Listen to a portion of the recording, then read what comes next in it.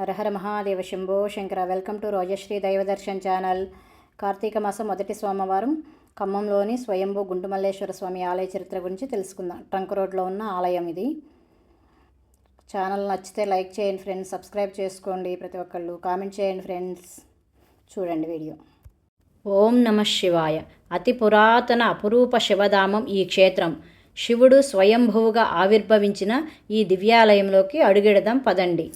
నాగేంద్రహారాయ త్రిలోచనాయ భస్మాంగరాగాయ మహేశ్వరాయ నిత్యాయ శుద్ధాయ దిగంబరాయ తస్మై నకారాయ నమఃశివాయ. ఈ చరాచర సృష్టిని నడిపిస్తున్న మహాదేవుడు మహేశ్వరుడు. లయకారుడైన ఆ స్వామిని కొలిచిన వారికి కొంగు బంగారం. ఆర్తజనులకు ఆపద్బాంధవుడుగా విరాజిల్లుతున్నాడు. ఆ మహేశ్వరుడు ఈ భూమి మీద అనేక రూపాలు నామాలతో పిలువబడుతున్నప్పటికీ సర్వం శివమయం అన్నట్లు ఈ విశ్వమంతా ఆయన లీలా విశేష ఫలితంగా పురాణాలు చెబుతున్నాయి. ఆ భోళాశంకరుడు మల్లేశ్వర స్వామిగా పూజలు అందుకుంటున్న అపర కైలాసం ఖమ్మం. ఖమ్మం బస్టాండ్కి 2 కిలోమీటర్ల దూరంలో ఉన్న ఈ దివ్యధామంలో మహాశివుడు గుంటుమల్లేశ్వర స్వామిగా పూజలు అందుకుంటున్నాడు. చారిత్రక ఆధారాల ద్వారా ఈ ధామాన్ని కాకతీయ రాజులు లక్ష్మారెడ్డి, యలమారెడ్డి, రంగారెడ్డిలు అని వారు అభివృద్ధిపరిచారు ఈ ఆలయాన్ని. పూర్వం ఈ ప్రాంతంలో కాలువ తీస్తుండగా స్వామివారు గుండురాయిగా గుంటలో స్వయంభూ లింగంగా ఆవిర్భవించారని స్థల పురాణాన్ని బట్టి తెలుస్తుంది. అందుకే ఈ స్వామి గుంటుమల్లేశ్వర స్వామిగా ప్రసిద్ధి చెందారు. ఆనాటి నుండి ఇప్పటి వరకు విశేష అభిషేకాలు, పూజలు అందుకుంటున్నారు ఈ స్వామివారు. చూస్తున్నారా ఆలయాన్ని భక్తులతో కిటకిటలాడుతూ. మొదటి కార్తీక సోమవారం చూసారా లైన్ ఎక్కడి నుంచి స్టార్ట్ అయిందో, ఇంత దూరం. ఇది ఎప్పుడు మార్నింగ్ 5:30కి లైన్ చాలా దూరం ఉంది. అసలు ఎటు చూసినా భక్తులతో కిటకిటలాడిపోతున్నారు. ఇక్కడ షాప్లో అన్నీ దొరుకుతాయి మనకి. అభిషేకానికి సంబంధించిన ద్రవ్యాలన్నీ ఇక్కడ తీసుకొని వెళ్ళొచ్చు. లైన్ చాలా పెద్దగా ఉంది. లక్ష్మీ గణపతి హోమం కూడా చేస్తున్నారు. ఆ మంత్రాలు వింటూ ఆలయాన్ని మొత్తం చూసేయండి. కామెంట్ చేయండి ఫ్రెండ్స్, నచ్చితే లైక్ చేయండి, షేర్ చేయండి. హర మహాదేవ శంభో శంకర. ఓం నమ శివాయ. ఆలయం లైటింగ్ తోటి అంతా పుష్పాలంకరణతో కళకళలాడుతూ ఉన్నది. నవగ్రహ మండపం ఎదురుగా ధ్వజస్తంభం చుట్టూ కార్తీక దీపాలు.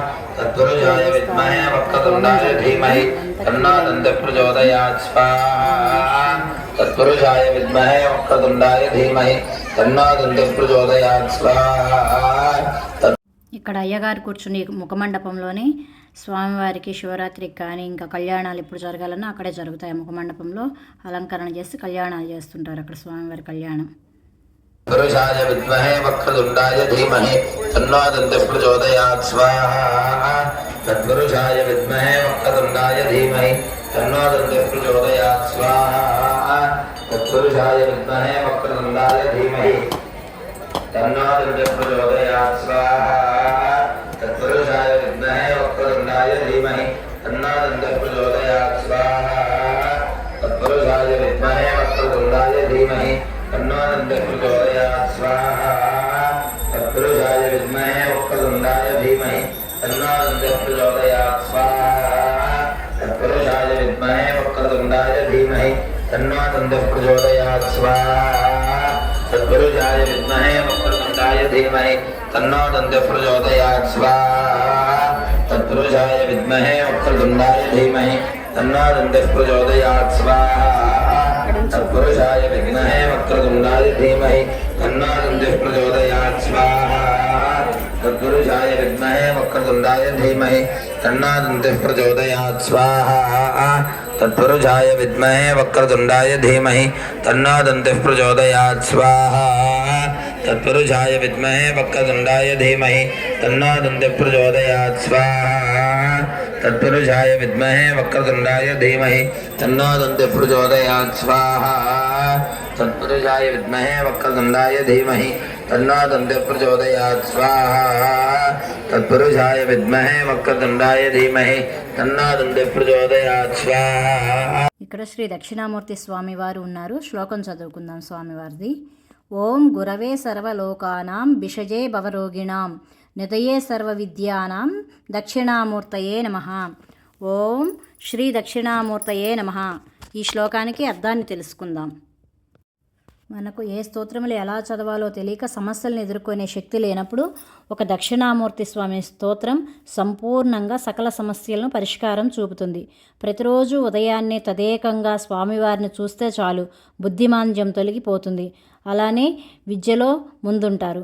కేవలం విద్య మాత్రమే కాదు, విద్యార్థులకు విద్యని, సాధకులకు జ్ఞానాన్ని కూడా కలిగిస్తుంది ఈ మహిమాన్విత స్తోత్రం.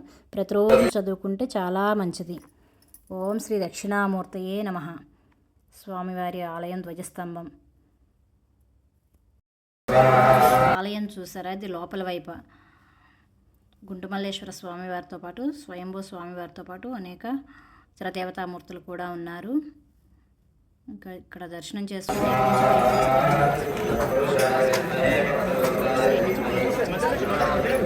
లైన్ ఉంది, చాలా పెద్ద క్యూ లైన్ ఉంది ఈరోజు సోమవారం అవటం వల్ల.